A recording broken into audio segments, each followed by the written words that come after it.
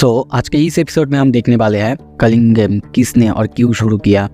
अगर आपको इंटरेस्ट है देखते रहिए। पिछले एपिसोड में हमने देखा था सब तेंगेन से मिलने जाते हैं, पर जब वो नहीं मिलता तब सब जाने वाले होते हैं। पर तभी वहाँ पे तेंगेन आता है और सबको हेलो कहता है, पर यूकी को नहीं। अब हम देखते हैं यूकी। वो कहती है सबको तुम हेलो कह रहे हो बट मुझे नहीं, क्यों? दूसरी तरफ सबको देखते हैं, सब तेंगेन को देख के बुरी तरीके से चौंक चुके हैं। और तभी तेंगेन कहता है ये पहली बार नहीं जब हम लोग मिल रहे हैं, है ना यूकी? और सबके पूछने पर वो ये भी बताता है कि वो स्टार कॉरिडोर का दरवाज़ा बंद करके रखा है इसीलिए कि उसे लगा था केंजाकू आया है, और वो केंजाकू और उसके पास्ट के नाम और पास्ट के काम के बारे में थोड़ा सा बताने लगता है। पर तभी यूजी कहता है मास्टर तेंगेन अब ऐसे क्यों दिखते हैं? ये सुन के सब चौंक जाते हैं, पर मास्टर तेंगेन को देखते हैं। वो हंसते हुए कहता है जब तुम भी मेरी तरह हज़ारों साल जियोगे तब तुम भी ऐसे ही दिखोगे। और फिर वो स्टार प्लाज्मा वेसल और बाकी सब के बारे में बातें करने लगता है। पर तभी मेगुमी कहता है एक्सक्यूज़ मी, हेलो, मुझे लगता है हम लोग यहाँ पे सिर्फ केंजाकू क्या करना चाहता है और गोजो की सील कैसे तोड़े इस बारे में जानने आए हैं। क्या आप बता सकते हैं हम ये कैसे कर सकते हैं? पर तेंगेन कहता है बिल्कुल नहीं, आई विश कि मैं तुम्हें सिंपली बता सकता, ये करा जा सकता है, पर यह एक कंडीशन है। यूताओ कुत्सु, यूकी और डेथवॉर्म, तुम तीनों में से किसी दो को मेरे लिए यहाँ पे गार्ड बनकर रहना होगा। उसकी ये बात सुनकर सब चौंक जाते हैं। पहले यूकी को ये मंजूर भी नहीं होता है, पर बाद में सब मान जाते हैं। तभी हम देखते हैं मास्टर तेंगेन केंजाकू के बारे में बताना शुरू करता है और हमें यहाँ पे पता चलता है उसका ऑब्जेक्टिव है वो सारे ह्यूमंस को मास्टर तेंगेन के साथ जोड़ना चाहता है और उनको बहुत ज़्यादा इवॉल्व करना चाहता है, इतना कि वो सब सारे सॉर्सरर्स से भी ऊपर हो जाए।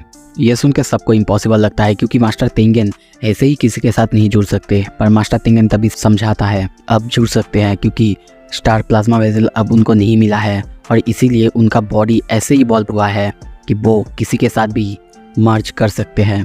मास्टर तेंगेन फिर से कहता है अगर ऐसा कभी हो गया कि सारे ह्यूमंस इवॉल्व हो गए और उनमें से किसी एक ह्यूमंस का भी रेज बाहर निकला तो ये पूरी दुनिया ख़त्म हो जाएगा। पर उनकी ये बात सुन के यूकी को विश्वास नहीं होता। वो कहने लगती है पर ऐसा क्यों?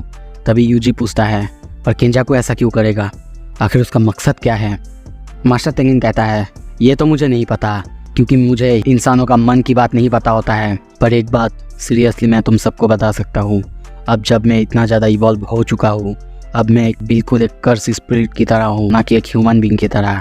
और यही मुझे उसका टारगेट बनाता है क्योंकि वो कर्स स्पिरिट मैनिपुलेशन कर सकता है।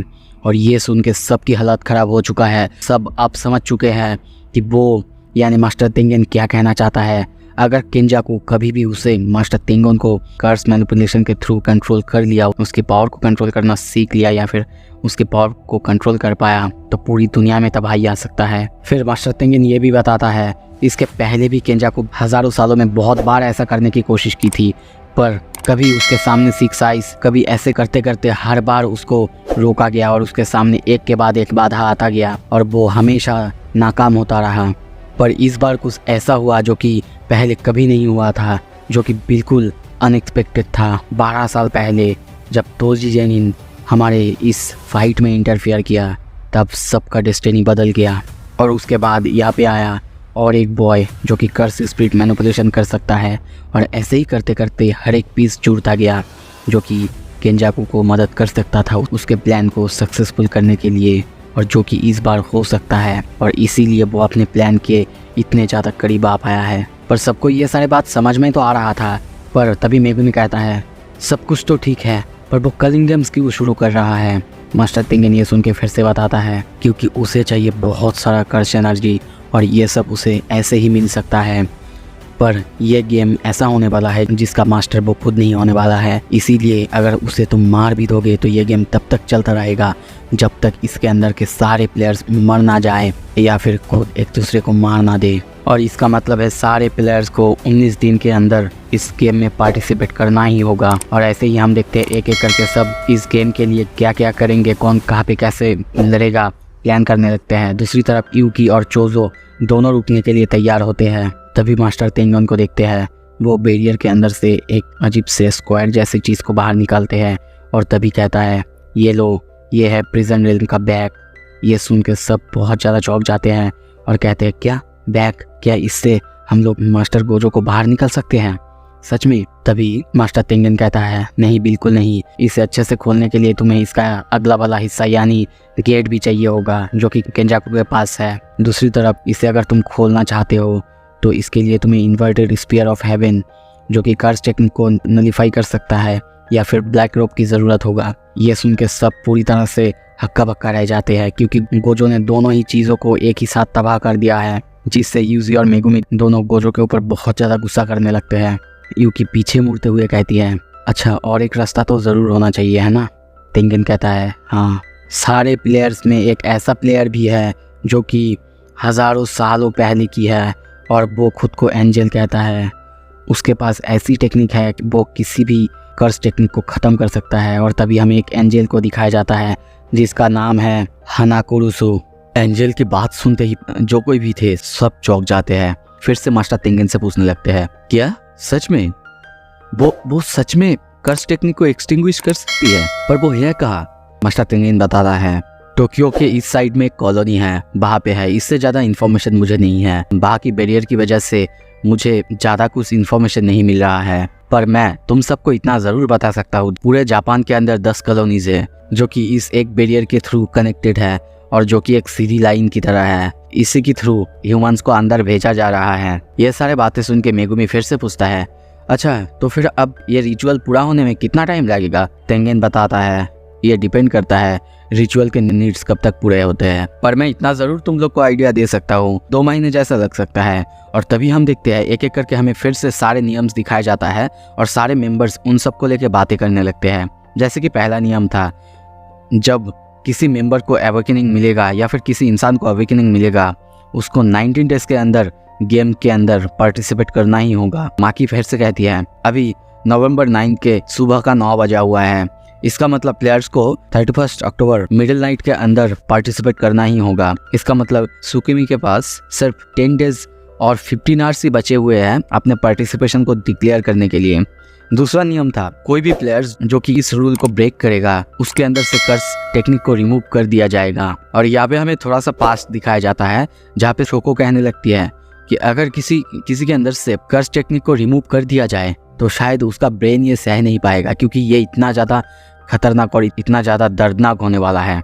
और तभी माकी को देखते हैं, वो प्रेजेंट में कहती है शोको ठीक कहती थी, इसका मतलब जिन सारे सॉर्सरर्स के पास कोई कर्स टेक्निक नहीं है जैसे कि मैं, हमें इससे कोई रिस्क नहीं है। पर पांडा, उसका क्या? उसके पास भी तो कोई ब्रेन नहीं है ना।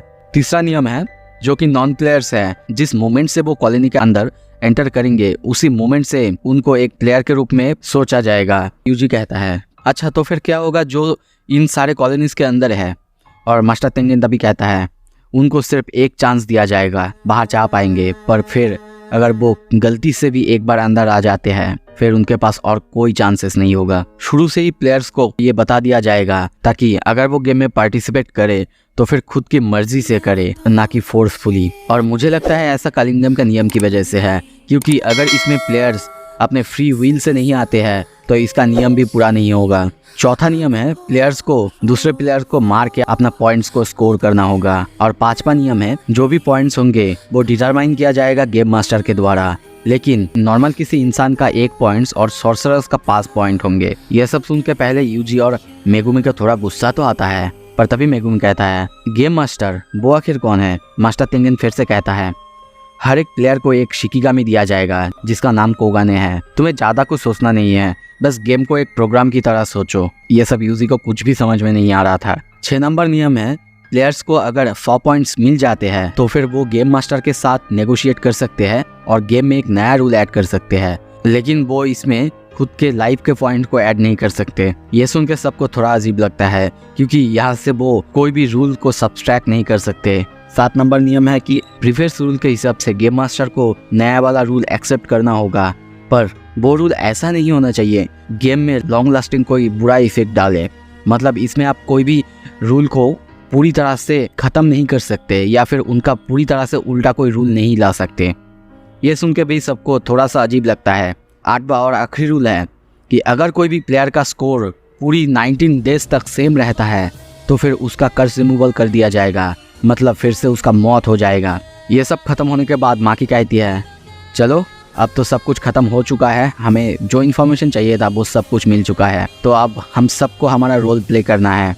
और तभी हम यूकी और चोजो को देखते हैं, वो दोनों वहाँ पे रुकने के लिए रेडी होते हैं। और माकी कहती है मैं जेनिन क्लान में जाती हूँ और वहाँ से जो भी कर्स टूल हो सके उन सबको वहाँ से ले लेती हूँ। वैसे सातोरू गोजे के जाने के बाद जुसुहाई के वेयर हाउस को एकदम पूरी तरह से क्लीन कर दिया है, पर अभी जबकि मेगुमी जेनिन क्लैन का लीडर है, ये सुनते ही यूजी को थोड़ा अजीब लगता है। माकी कहती है मैं बाद में एक्सप्लेन कर दूंगी। अब मेगुमी जबकि लीडर है उसकी वजह से अब हम अपने सारे टूल्स को सर्च कर पाएंगे। और ऐसे ही माकी सबको अपना अपना रोल बता देती है। तभी यूता भी कहता है मैं नियर बाई कोई भी कॉलोनी में जाना अवॉइड करूंगा ताकि हम एक दूसरे के आमने सामने ना आ जाए और एक दूसरे को मार ना दे, क्योंकि हो सकता है ऐसा बैरियर के अंदर हमें नेटवर्क ना मिले, हम एक दूसरे से बात नहीं कर पाए। पर तभी यूता को यूजी की कही हुई बात याद आता है। उसने कही थी अगर कभी मैं सुकुना में बदल जाऊँ तो मुझे वहीं पे मार देना। अब जबकि उन सबको अलग अलग जाना है, इसीलिए दोनों सोच में पड़ जाते हैं और बाद में डिसाइड करते कि दोनों अलग अलग जाएंगे, इसमें दोनों के लिए अच्छा है। दूसरी तरफ मेगुमी को माकी से बात करते हुए देखते हैं। माकी उसे कहती है जैसे कि प्लान किया गया था तुम सब किंजी के पास जाओ। किंजी हकारी एक थर्ड ईयर का स्टूडेंट था जिसे कि सस्पेंड किया गया था। यूजी माकी से पूछता है क्या वो टफ है, पर माकी बताती है हो सकता है वो मूडी है। उसी के जवाब में यूता कहता है वो अपने पे आ जाएगा, कह सकते हैं कि वो मुझसे भी ज़्यादा स्ट्रांग है। पर माकी पीछे से कहती है ये बिल्कुल सही नहीं है। और तभी हम देखते हैं एक एक करके सब दरवाजे से बाहर जाने लगते हैं और पीछे चोजो और यूकी को देखते हैं। तभी यूजी पीछे मुड़ते हुए कहता है थैंक्स, आई अप्रिशिएट इट। चोजो हंसते हुए कहता है कोई बात नहीं, पर मरना मत, ओके। और तभी देखते हैं एक एक करके सब चले जाते हैं। दूसरी तरफ चोजो को देखते हैं, वो रोने लगता है। सीन शिफ्ट होता है किसी दूसरे ही जगह में। हम देखते हैं कुछ लोग बहुत ज़्यादा बोर हो रहे हैं और वहीं पे हम ताकाबा नाम के एक कॉमेडियन को देखते हैं जो कि बिल्कुल भी कॉमेडी नहीं कर पा रहा था और इसी वजह से सब कोई बोर हो रहे होते हैं। तभी कुछ देर बाद ताकाबा बैठा हुआ है जबकि वो किसी को हंसा नहीं पा रही है। उसका परफॉर्मेंस इतना ज़्यादा बुरा जा रहा है, इसीलिए उसको अपने काम के लिए बहुत ज़्यादा बुरा भला सुनना पड़ रहा है। और तभी हमें प्रॉपर तरीके से ताकाबा को दिखाया जाता है और कहा जाता है वो भी एक कलिंग गेम का प्लेयर है, फुमिहिको ताकाबा।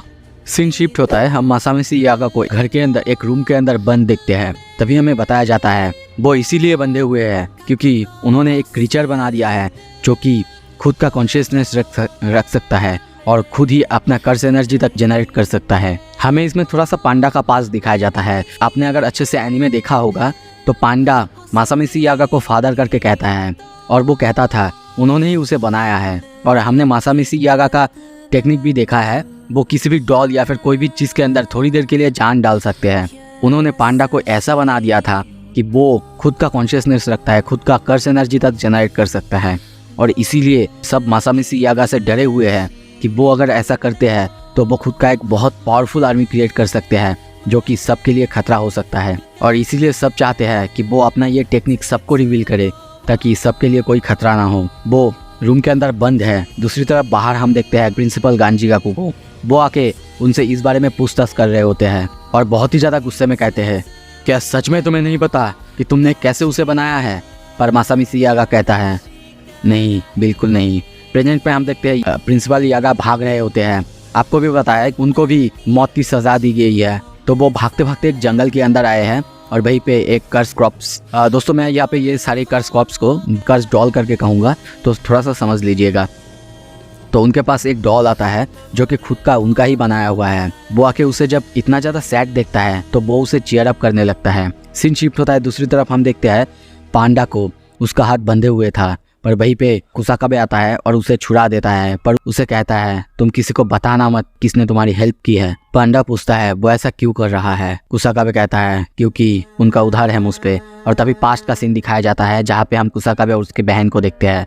उसकी बहन की बेटा जो कि मर चुका है, पर तभी कुसाकाबे को देखते हैं वो एक कर्स कॉप को लाया है जिसके अंदर शायद उसकी बेटे का सोल रखा हुआ है। और वो उस लेडी को देख के वही डायलॉग मरता है क्या मैं जीनियस नहीं हूँ? ऐसा ही डायलॉग कुसाकाबे की बहन की बेटे बोला करता था। और ये देख के कुसाकाबे की बहन बहुत ज़्यादा चौंक जाता है और उसके पास जाके उसको हग कर लेता है। सीन शिफ्ट होता है, कुसाकाबे को देखते हैं वो चल रहा है, पर तभी स्ट्रीट लाइट के ऊपर हम एक सॉर्सरर को देखते हैं। वो कुसाकाबे को देखते ही कहता है आप अकेले जा रहे हैं मास्टर यागा? कोई भी कर्स कॉर्प्स या फिर कुछ भी नहीं है आपके साथ? मास्टर यागा कहता है, हाँ मैं अपने बेटे को देखने जा रहा हूँ। वो सॉर्सरर फिर से कहता है, क्या? पर आपको तो मौत की सज़ा दी गई है, आपको तो भागना चाहिए। अच्छा होगा आप मुझे अभी बता दीजिए आप कैसे एक आर्टिफिशियल कर्स गॉड को बनाते हैं जो कि फुल्ली इंडिपेंडेंट है। पर वो लोग जब बात कर रहे होते हैं तभी हम देखते हैं वहाँ पे फिर से प्रिंसिपल गांजिकाकू आता है और वो आते ही अपने गिटार से उस पर हमला करता है, जिससे हम देखते हैं यागा की हालत बहुत ज़्यादा ख़राब हो जाता है। उसके बॉडी के ऊपर 2 एक्स जैसे काट लग जाते हैं, उनका बहुत ज़्यादा खून निकलने लगता है, उनका करीब करीब मौत होने ही वाला है। और तभी प्रिंसिपल यागा अपना आर्टिफिशियल कर्स कॉर्प्स बनाने की टेक्निक और क्या क्या करा जा सकता है वो सब कहने लगते हैं।